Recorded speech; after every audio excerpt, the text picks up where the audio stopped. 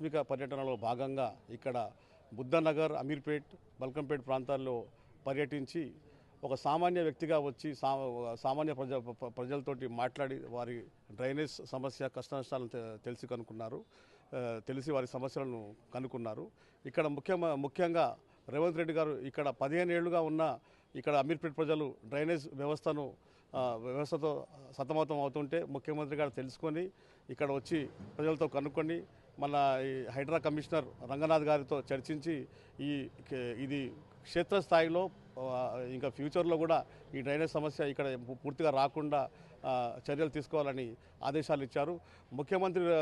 ముఖ్యమంత్రి గతంలో ఎంతోమంది ముఖ్యమంత్రులు వచ్చారు పోయారు, కానీ గతంలో చెన్నారెడ్డి గారి తర్వాత ఈరోజు తెలంగాణ రాష్ట్ర ముఖ్యమంత్రి రేవంత్ రెడ్డి గారు రావడము ఇక్కడ చాలా హర్షణీయము.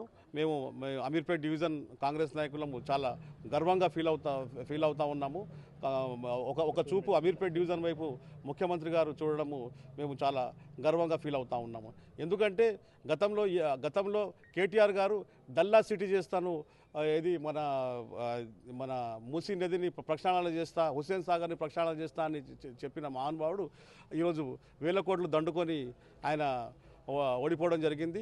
మా ముఖ్యమంత్రి అలా కాకుండా నేరుగా ప్రజల్లోకి వచ్చి ప్రజాపాలన అనే ఒక ఉద్దేశంతో వచ్చి ప్రజలతో తెలుసుకొని ఒక్కోసారి అధికారులు కూడా తప్పు చెప్పొచ్చు, అలా అనే ఉద్దేశంతో ప్రజలతో వచ్చి చర్చించి ఇక్కడ ఉన్న డ్రైనేజ్ సమస్యను పూర్తిగా నిర్మూలిస్తారని మేము ఆశిస్తున్నాము.